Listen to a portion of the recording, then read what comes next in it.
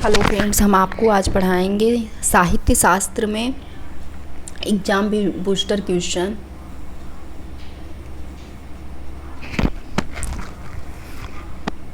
जब ते इत ते घनश्याम सुजान अचानक की बल संग सिधारे, कर पै मुख चंद धरे सजनी नित सोचती है तुम मन कहाँ मन मारे। प्रस्तुत पंक्तियों में संचारी भाव का उल्लेख है और ये स्मृति है।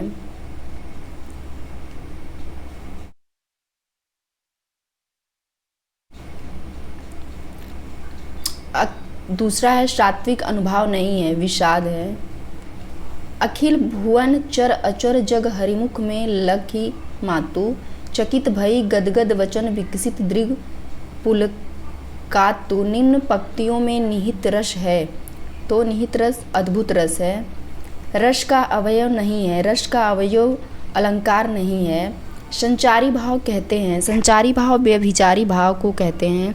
भरत मुनि ने रसों की संख्या 8 मानी है। ये सब एग्जाम में पूछे गए क्वेश्चन हैं। रस सिद्धांत का प्रवर्तक माना जाता है, तो रस सिद्धांत का प्रवर्तक माना जाता है आचार्य मुनि भरत मुनि को। राम को रूप निहारत जानकी कंगन के नग की परिछाई, याते सब सुधि भूल गई कर टेकी रही पल टारत नाही। इस पंक्ति में रस है, श्रृंगार रस है।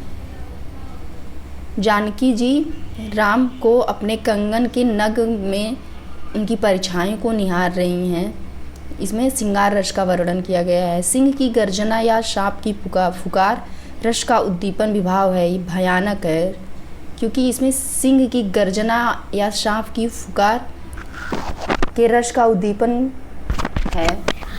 विषय द्वारा की गई क्रियाएं और वह स्थान जो रस निष्पत्ति में सहायक होते हैं उन्हें कहते हैं उद्दीपन विभाव कहते हैं। कबहु हो यानी रहनी रहोगे श्री रघुनाथ कृपाल, कृपा ते संत शुभाव गहो ओगे। इस पंक्ति में है शांत रस। तंबूरा ले मंच पर बैठे प्रेम प्रताप, साज मिले 15 मिनट घंटा भर आलाप। राग में मारा गोता धीरे धीरे खिसक चुके थे सारे। श्रोता में पंक्ति है हास्य रस है। रस को काव्य का माना जाता है, तो रस को काव्य का आत्मा माना जाता है।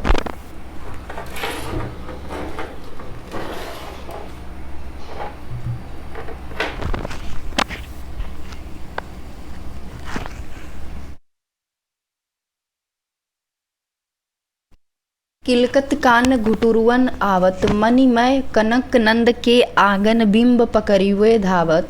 इस पंक्ति में निहित है, तो इस पंक्ति में वात्सल्य रस है। वात्सल्य रस जहाँ माता और पुत्र के प्रेम का वर्णन हो वहाँ पे वात्सल्य रस होता है। तो इसमें किलकत कान घुटुरुवन आवत, मणिमय कनक नंद के आंगन बिंब पकड़िए धावत। इसमें श्री कृष्ण भगवान के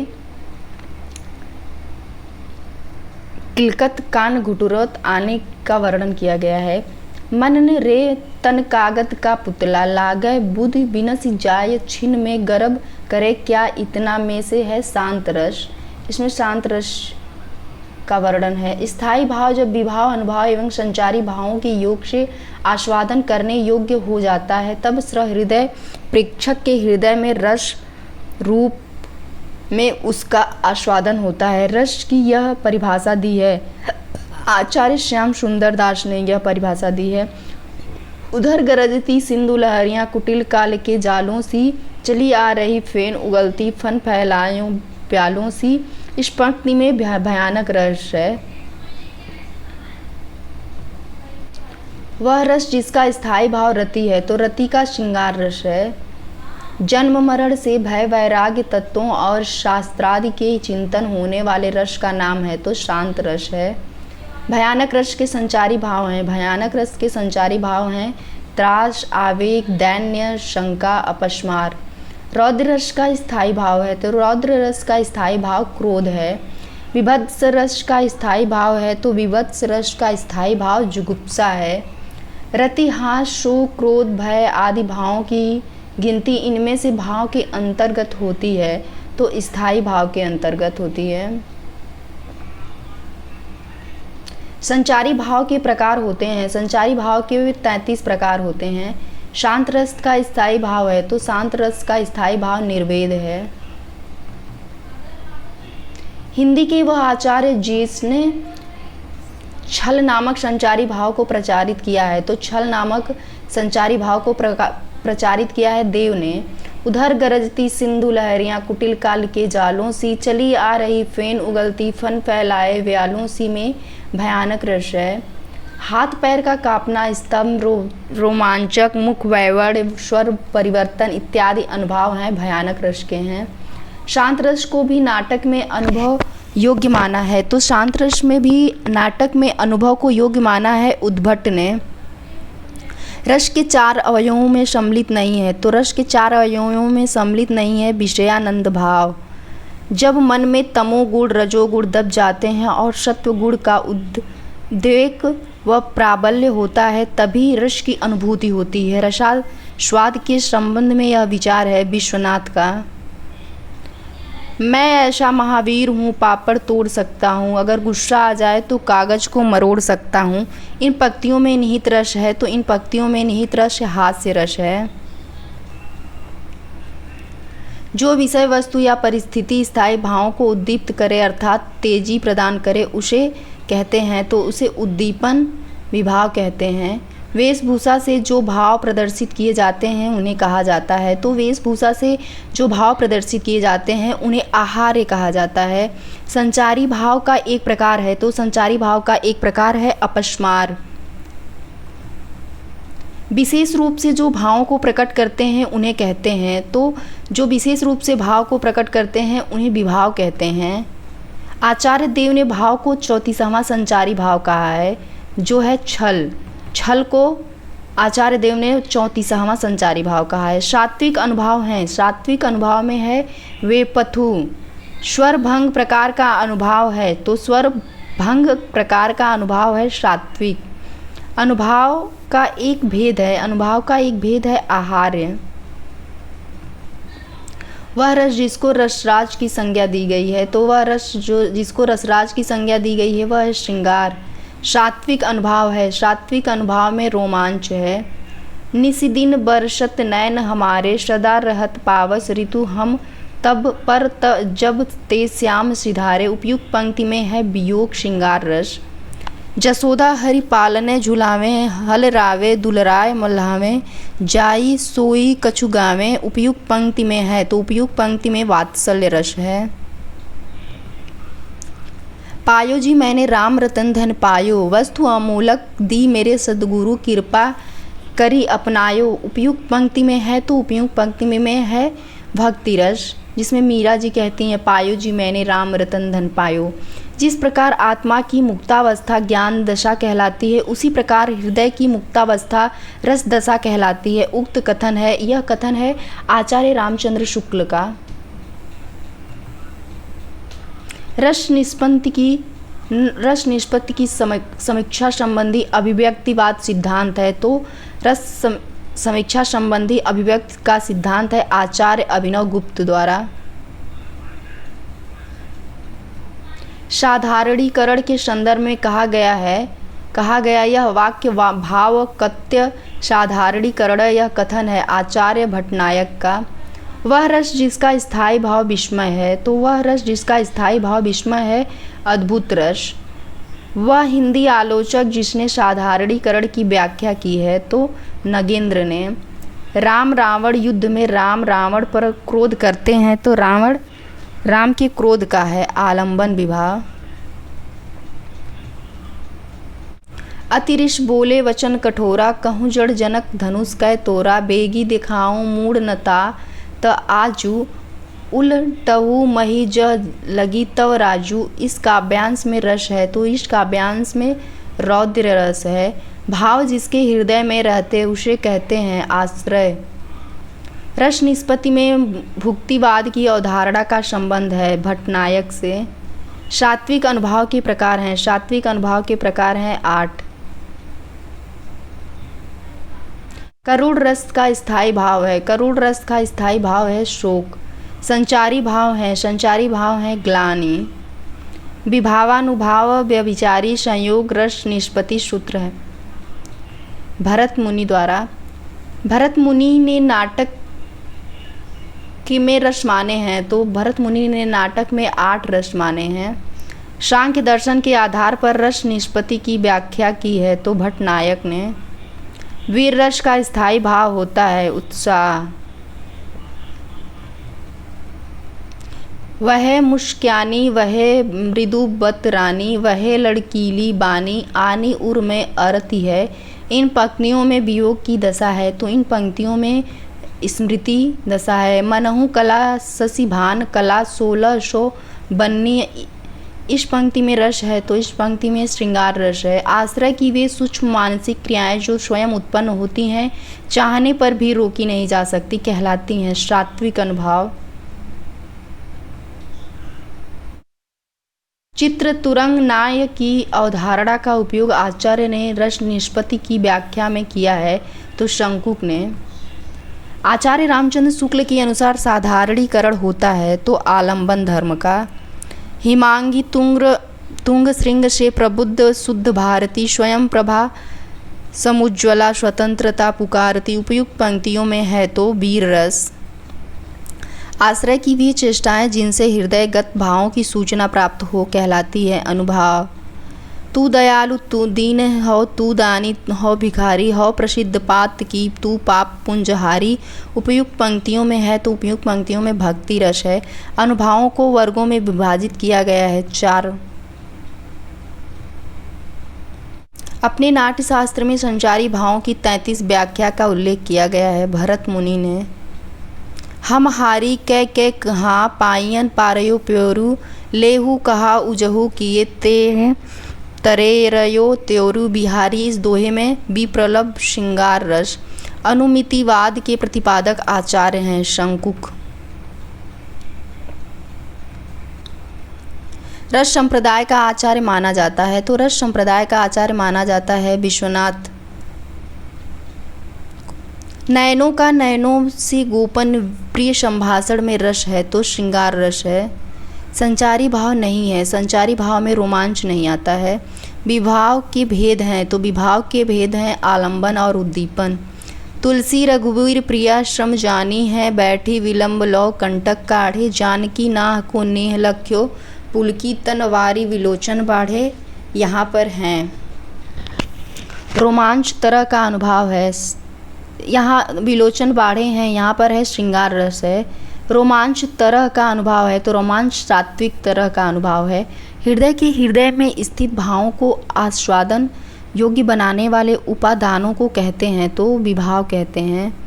आलंबन और उद्दीपन विभावों के कारण उत्पन्न भावों को बाहर प्रकाशित करने वाले कार्य कहलाते हैं, तो अनुभाव कहलाते हैं।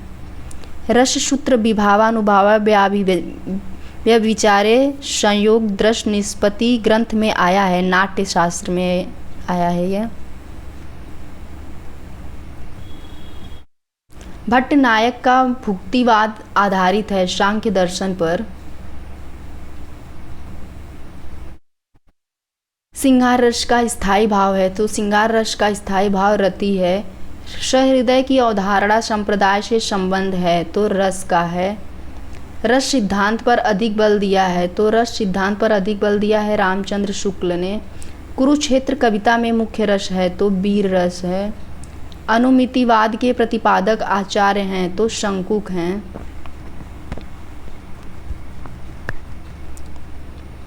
रस संप्रदाय को आचार्य माना जाता है विश्वनाथ को।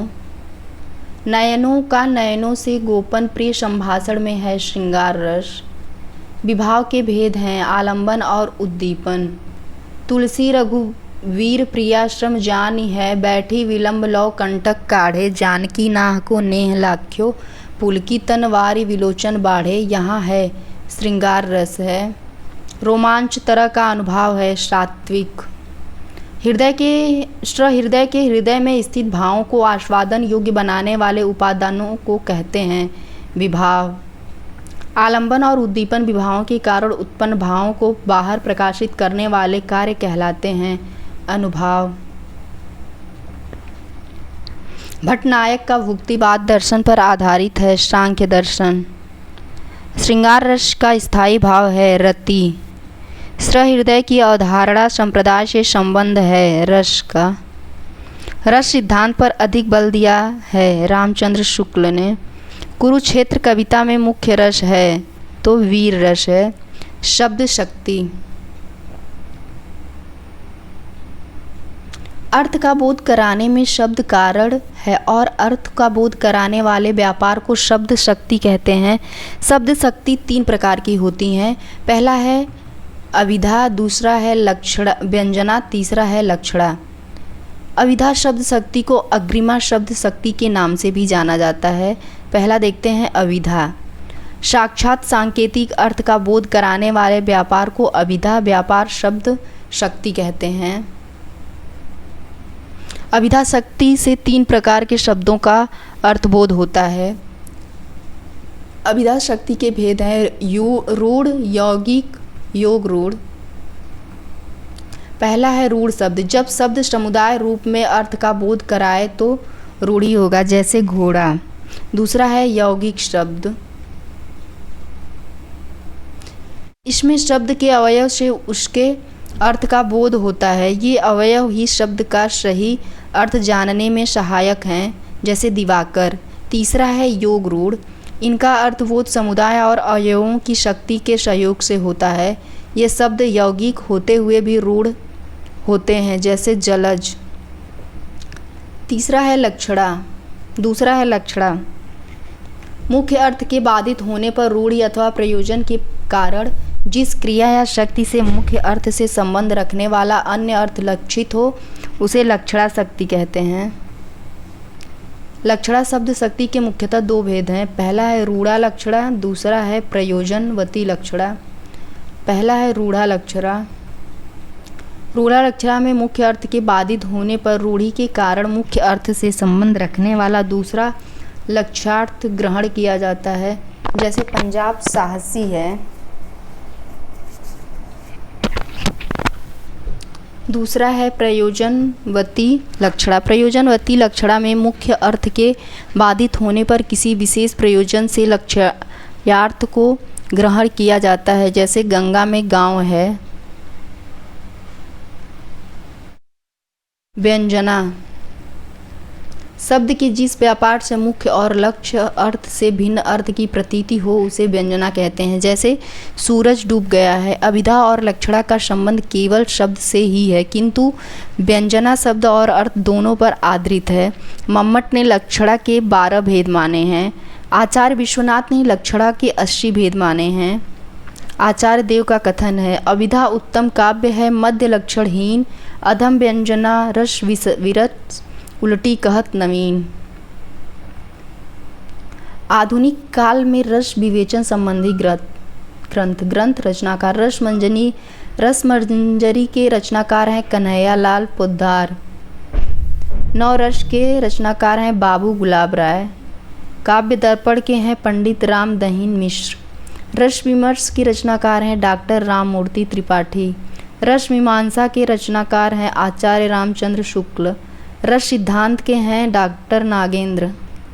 नाटक के तत्व एवं भेद।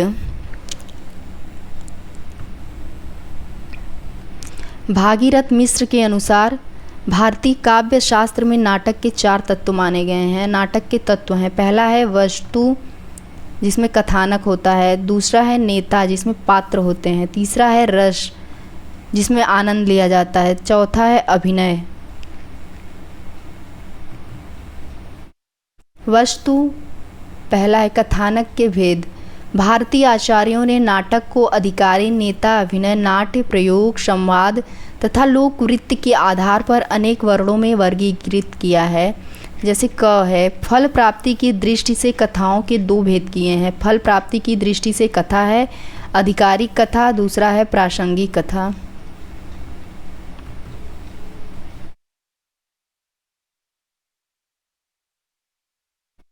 पहला है आधिकारिक कथा। नाटक के प्रधान फल का स्वामित्व अधिकार कहलाता है और उसका भोक्ता नायक अथवा अधिकारी होता है। दूसरा है प्रासंगिक कथा। प्रधान वस्तु की साधक एवं नाटक में प्रसंगत आई हुई कथा प्रासंगिक कथा कहलाती है। जैसे ख है, अभिनय की दृष्टि से कथाएं दो प्रकार की होती हैं। अभिनय की दृष्टि से कथाएं, पहला है दृश्य सूच्य।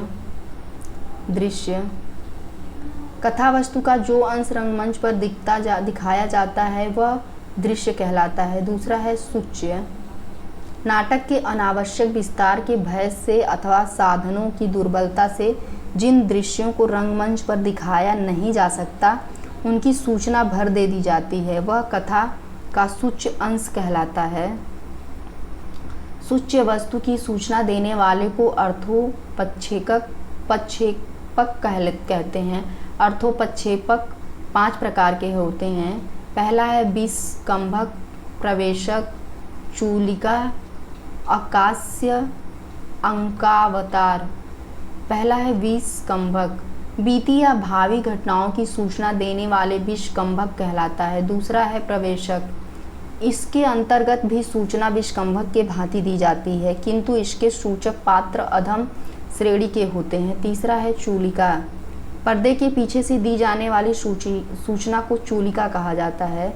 चौथा है अंकास्य, यदि किसी ऐसी बात की सूचना दी जाए जिसमें अगले अंक के प्रारंभ होने का संकेत हो वह अंकास्य कहलाता है।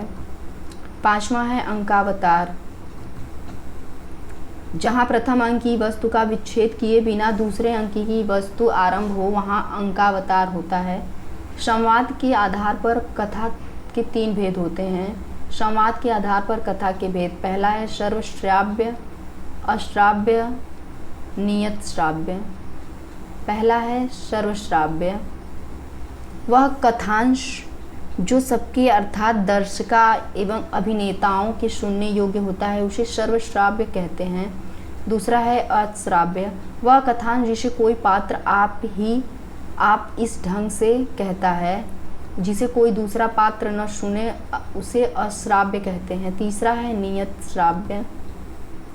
नियत श्राव्य वह कथानक है जिसे रंगमंच कुछ सुने हुए पात्र ही सुने, यह सब नहीं, उसे नियत श्राव्य कहते हैं। घ है लोकवृत्ति की दृष्टि से कथानक 3 प्रकार के होते हैं।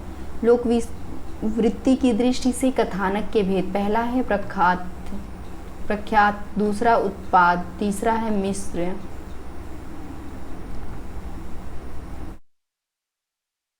पहला है प्रख्यात, इतिहास पुराण आदि से संबंधित या लोक प्रसिद्ध घटना से ली गई कथा प्रख्यात कहलाती है। दूसरा है उत्पाद, कवि कल्पना प्रसूत कथा उत्पाद कहलाती है। तीसरा है मिश्र, जिस कथा में इतिहास तथा पुराण का आधार लिया जाए किंतु रूपकार उसे अपनी उर्वर कल्पना के बल पर यथाभिष्ट रूप देता है उसे मिश्र कहते हैं।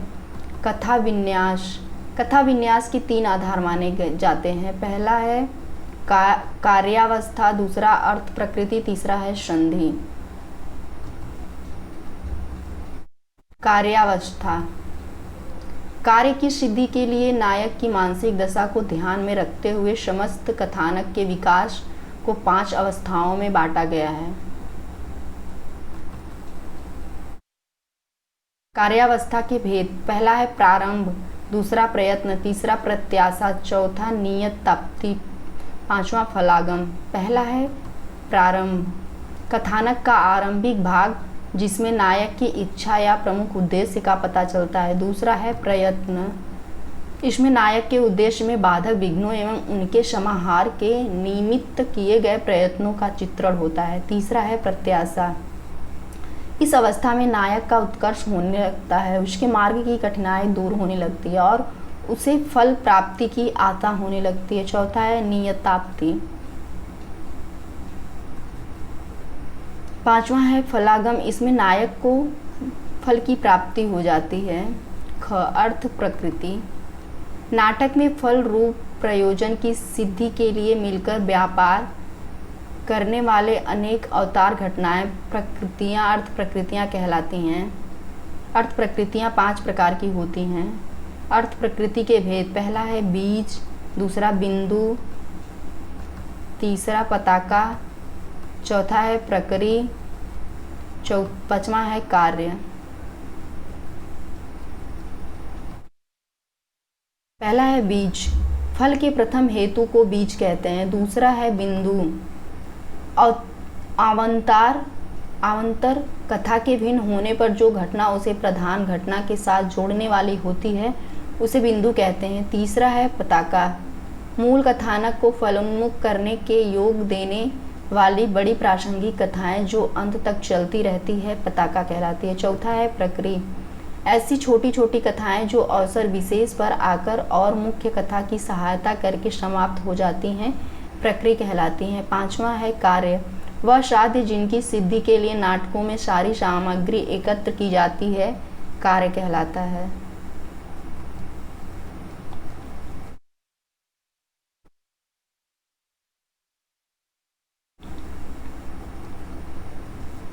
संधि।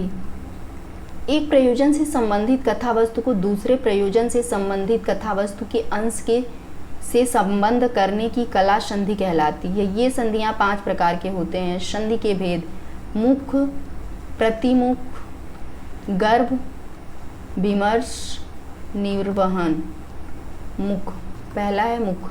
बीज तथा आरंभ को मिलाने वाली संधि मुख संधि है। यह नाटक का वह स्थल है जहाँ विविध कथाओं, उपकथाओं, रसों और वस्तुओं की उद्भावना होती है। दूसरा है प्रतिमुख। बिंदु तथा पल को मिलाने वाली संधि प्रतिमुख कहलाती है। तीसरा है गर्भ। गर्भ संधि नाटक का वह अंश है जहाँ कुछ प्रकाशित बीज का बार बार अन्वेषण होता है। चौथा है विमर्श। इसमें बीज के अधिक विस्तार होने से कथानक में फलोन्मुख आती है। पांचवा है निर्वहन। जहाँ कार्य तथा फलागम मिलते हैं वहाँ निर्वहन संधि होती है। नाट्य वृत्तियाँ।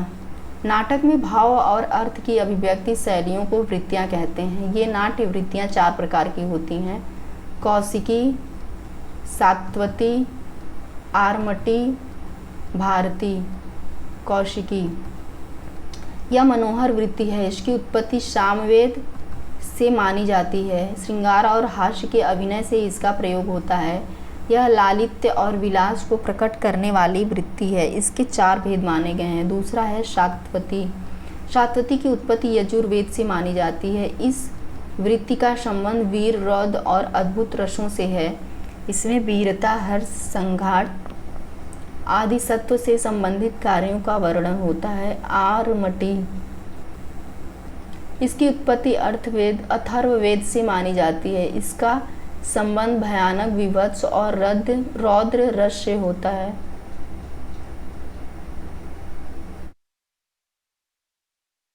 इसमें दंभ, झूठ माना गया, इंद्रजाल, विचित्रता आदि का प्रदर्शन होता है। चौथा है भारती। इसकी उत्पत्ति ऋग्वेद से मानी जाती है। इसमें वाणी कौशल प्रधान होता है और इसे पुरुष ही अधिक प्रयुक्त करते हैं। स्त्रियों के लिए यह वृत्ति वर्जित है। यह सभी रसों में काम आती है परंतु प्रमुखतया इसका संबंध करुण और अद्भुत रसों से होता है। इसे 4 भेद हैं। संकलन त्रय। संकलन त्रय 3 प्रकार के होते हैं: स्थान, काल और वस्तु कार्य। पहला है स्थान संकलन। नाटक में उन्हीं घटनाओं का प्रदर्शन होता था जो एक ही स्थान पर घटी हुई हों। दूसरा है काल संकलन। रंगमंच पर उन्हीं घटनाओं को दिखाया जाए जो उतनी देर तक घटित हो सकती हो जितनी देर तक नाटक अभिनय वास्तव में चलता है। तीसरा है कार्य अथवा वस्तु संकलन।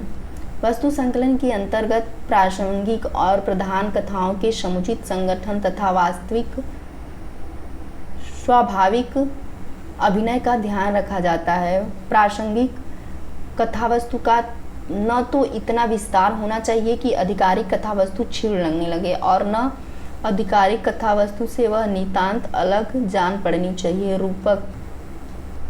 रूपक के 10 भेद हैं।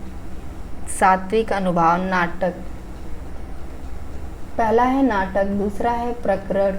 तीसरा है भाण। चौथा है डिंग, प्रहसन, फिर व्यायोग, उसके बाद समवकार है, फिर विधि है, अंक है, यहाँ मृग। काव्य प्रयोजन। काव्य प्रयोजन का अर्थ होता है काव्य के उद्देश्य। काव्य के आधार पर जो हमें प्राप्त होता है उसे ही साहित्य प्रयोजन कहा जाता है। हर वस्तु का अपना विशिष्ट प्रयोजन होता है। साहित्य का प्रयोजन उसके स्वरूप, उसकी प्रकृति पर निर्भर करता है। विद्वानों द्वारा बताए गए काव्य प्रयोजन निम्न हैं। पहला है विद्वान और विद्वानों के काव्य प्रयोजन। मम्मट का काव्य प्रयोजन है, काव्य यशसे अर्थ कृते व्यवहार विदेशी रक्षते सद्य परिनिर्वर्ते कांता शमितदेव पदेश युजे। दूसरा है वामन, काव्य सदृष्टादृष्ट प्रीति कृति हेतुत्वात्। तीसरा है भाम, धर्मार्थ काम मोक्षेषु व्यच श्रव्य कलासु च करोति कीर्ति प्रीति च साधु काव्यम निवेशनम। आनंदवर्धन। आनंदवर्धन का है शब्दार्थ शरीर तात्व काव्यम। दंडी का है शरीर तात्व दिष्ट व्यच्छिन्ना पदावली। आचार्य शुक्ल का है काव्य का अंतिम लक्ष्य जगत के मार्मिक पक्षों का प्रत्यक्षीकरण करके उनके मनुष्य हृदय का सामंजस्य प्रतिस्थापना है।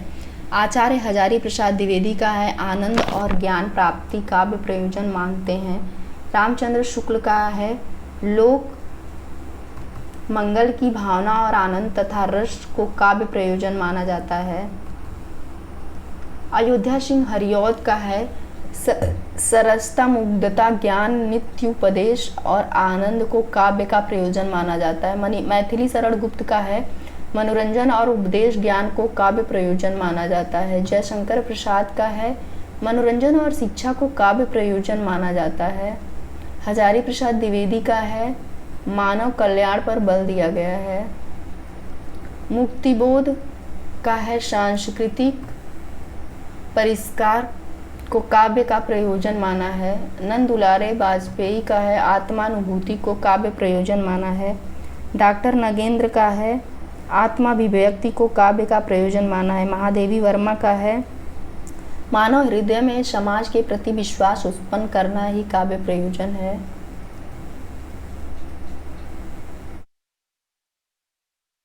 वक्रोक्ति संप्रदाय। वक्रोक्ति संप्रदाय में के प्रतिष्ठापक आचार्य कुंतक हैं। ये पूछ लेता है कि वक्रोक्ति संप्रदाय के प्रतिष्ठापक कौन है, तो आचार्य कुंतक हैं। आचार्य कुंतक ने वक्रोक्ति जीवितम नामक ग्रंथ की रचना की। कुंतक ने वक्रोक्ति को काव्य की आत्मा माना है।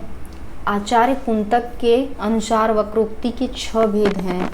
वक्रोक्ति के भेद हैं वर्ण विन्यास वक्रता, पद पूर्वार्ध वक्रता, पद परार्ध वक्रता, वाक्य वक्रता, प्रकरण वक्रता, प्रबंध वक्रता।